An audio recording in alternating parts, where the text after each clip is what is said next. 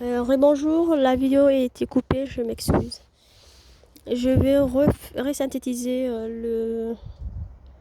notre leçon d'hier et de faire la suite. Voilà, j'avais défini les croyants. Et c'est quelqu'un qui parfait la prière. En fait, parfaire la prière, c'est quelqu'un qui croit. Voilà, pour faire la prière en islam, il faut y croire. Il faut croire. Moi, j'ai déjà prié et c'est sûr que quand on est petit et qu'on est dans un pays musulman, on va faire la prière ou, euh, ou pratiquer parce que tout le monde le fait par mimétisme ou par ambiance ou par ci ou par ça.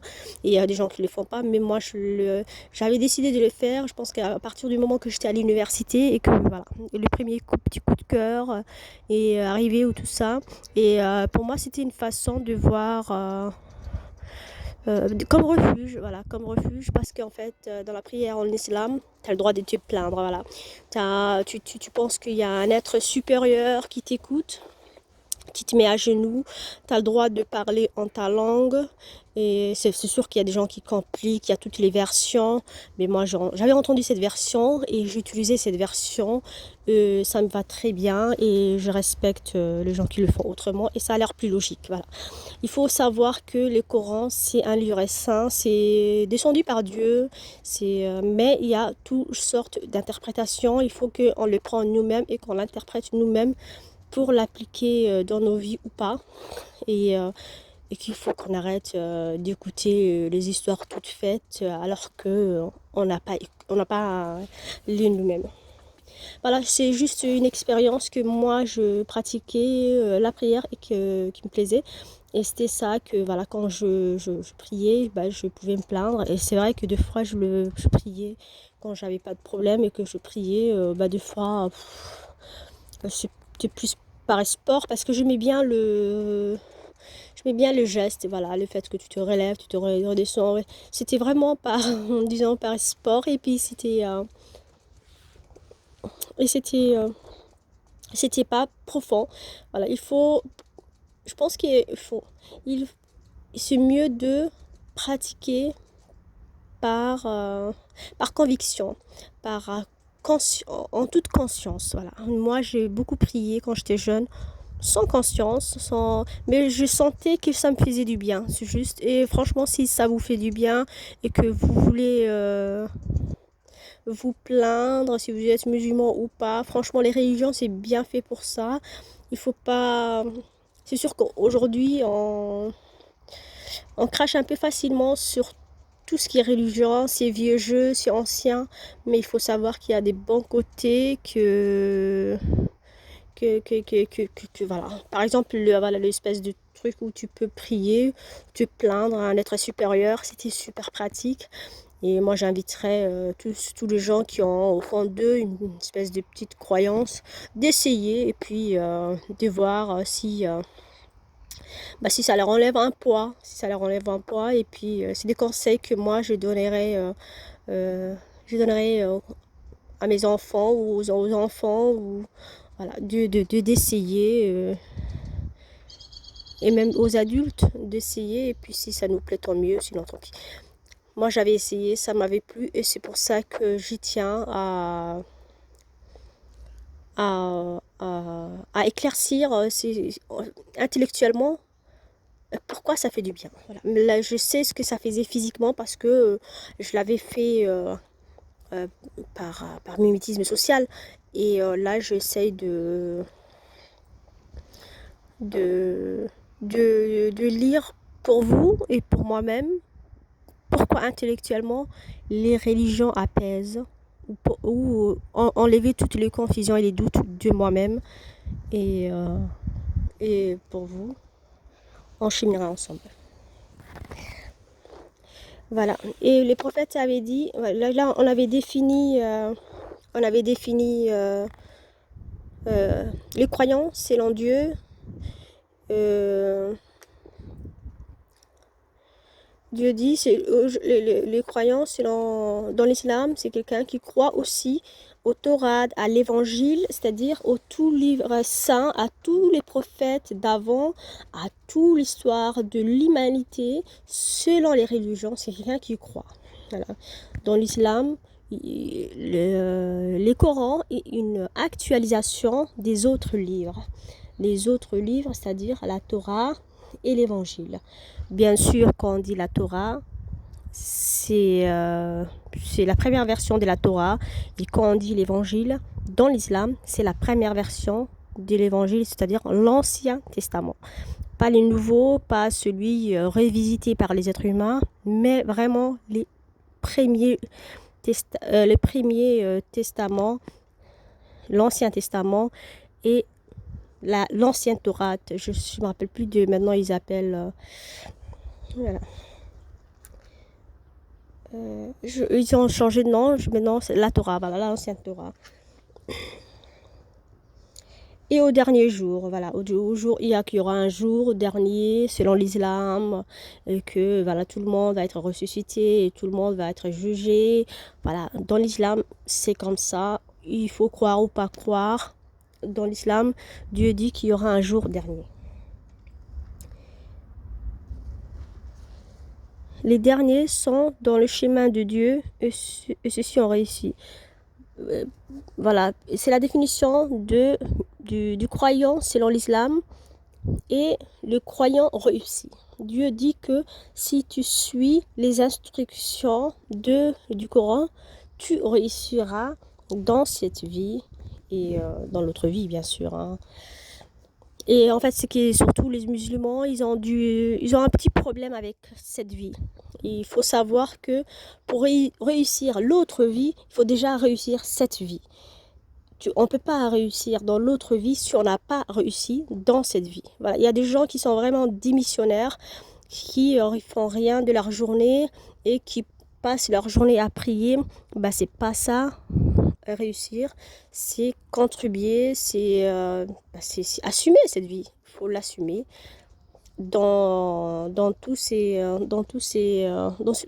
branches, c'est-à-dire être multicasquette. Hein. On ne peut pas être seulement un homme de Dieu. On est un homme de Dieu et un père ou une mère. On est aussi un enfant. Quand on est un enfant, il faut respecter ses parents, il faut apprendre, il faut grandir physiquement et mentalement et moralement. Et c'est comme ça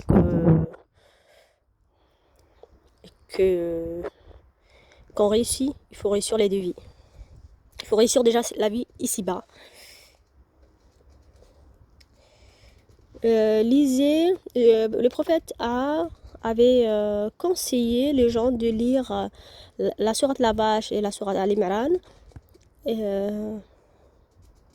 au milieu de la nuit, c'est-à-dire si on se réveille ou voilà, Dieu dit que à une certaine heure de la nuit, vers 4h, 3h, Dieu, selon l'islam, Dieu s'approche, est plus présent et plus entend plus les gens. Et que voilà, si tu pries, si tu lis à ces heures, tu auras du bienfait. Voilà, si tu auras bien plein de choses qui contient ces sourates, que ça te fera du bien. Conseil du prophète, lisez Al-Baqarah, sa pratique est une prospérité, son délaissement un handicap, un regret, des remords et des souffrances. Et les sorciers ne pourront jamais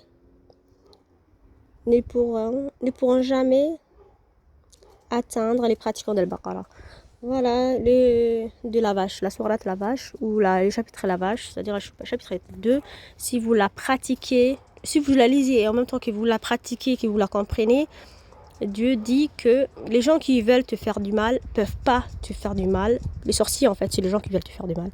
Parce que tu seras solide. Si tu pratiques, tu apprends et tu lis la sourate La Vache. Le chapitre 2 du livre du Coran. Al-Baqarah et Al-Imran viendront le jour de la résurrection comme deux sortes de nuages pour vous protéger.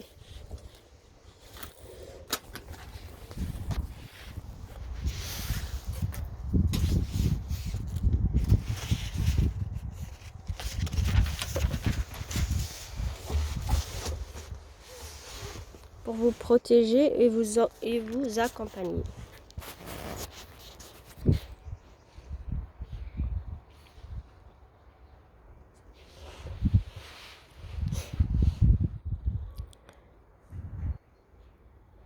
Le prophète a aussi dit, chaque chose a sa base et la base du Coran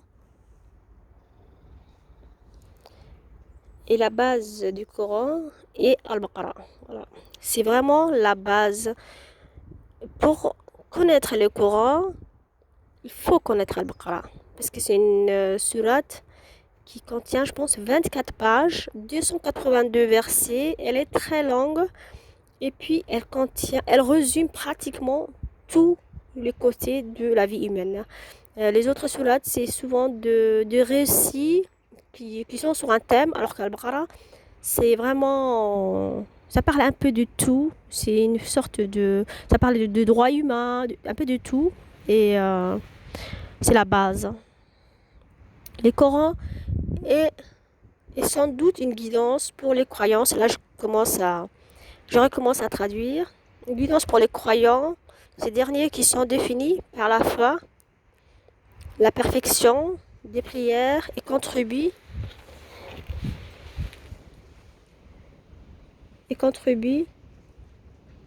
à travers leur possession. Voilà, c'est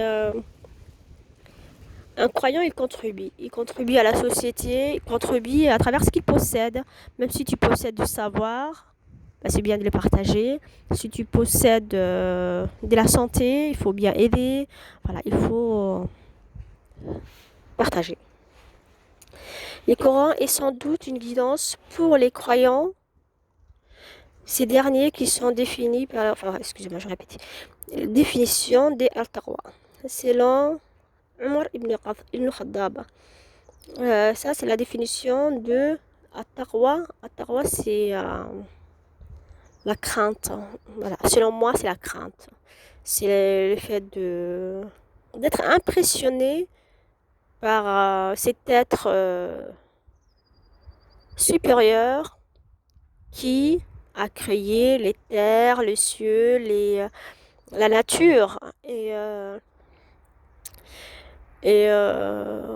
dans l'islam, il faut avoir al-taqwa, c'est-à-dire la crainte, le fait de dire, comme on a peur, hein, comme on n'a pas envie d'avoir des soucis avec un roi ou avec un président ou avec le système. Voilà, il faut que quelqu'un qui croit en islam s'est dit que et dans tout ce qu'il fait, que je peux être jugé par quelqu'un qui... ou voilà, être impressionné. Moi, je dirais impressionné, j'aime pas les mots, la crainte. Voilà, moi, je pense pas... Je pense que les mots, c'est peut-être la crainte, mais moi, je dirais plutôt impressionné. Voilà. Impressionné, respecté. Après, ça va dans... Voilà. Après, si tu es un peu... Ça dépend de comment on est, hein. Il faut définir... Moi, je définis les mots comment je suis.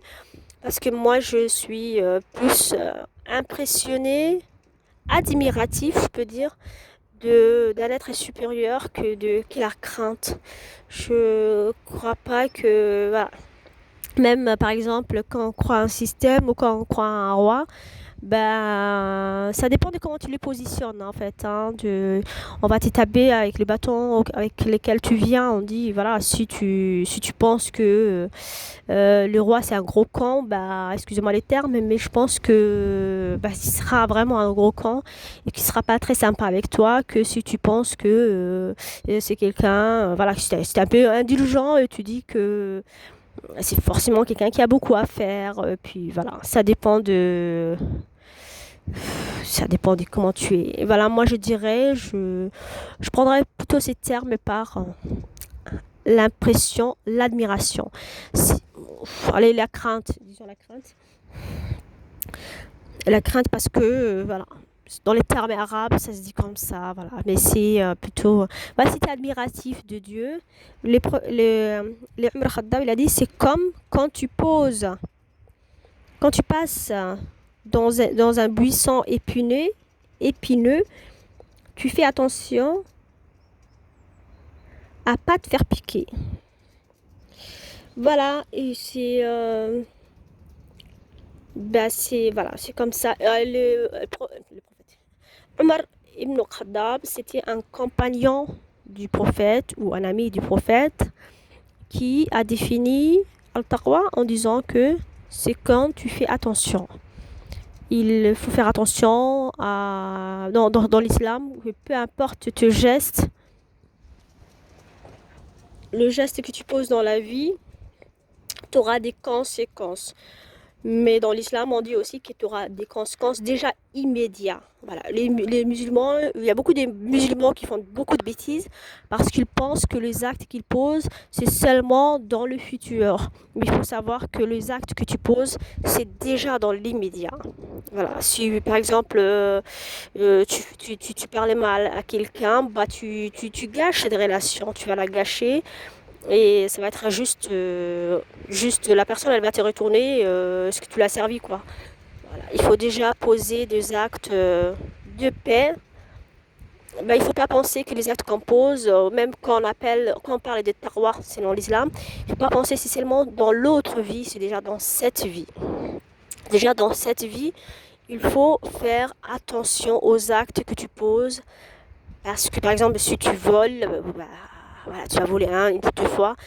Et même si tu ne te fais pas choper tout de suite par la police, bah, tu ne seras pas fier de toi en fait. Tu sais quand même, même si tu mens à tout le monde, tu caches à tout le monde, toi-même, tu sais comment tu as gagné, comment tu as eu cette chose. Voilà, c'est pas très très très joli. Et pareil, hein, les gens ils savent, peu importe ce qu'ils font, ils savent tout au fond d'eux les choses qu'il faut pas faire. Et parce que voilà, souvent, ce qu'il faut pas faire, on le cache, hein, les gens le cachent. Et quand tu caches quelque chose, tu sais que c'est pas bon. Hein. Tu peux pas dire, ah, je savais pas, moi, voilà, il y a personne qui m'a jamais. Bah, tu sais que toi-même, tu n'aimeras pas quand tu fasses ça, c'est pas bon. Tu l'as fait avant de penser, de dire, ah, moi, je suis musulman, je vais être puni dans l'autre vie. Mais il faut savoir que tu seras déjà puni dans cette vie. Et les gens ne te feront pas confiance, tu seras mis en prison, les gens vont... Voilà, tu auras le rage de la foule. Et faites attention, si vous êtes musulman, pensez pas seulement à l'autre vie, soignez déjà votre vie.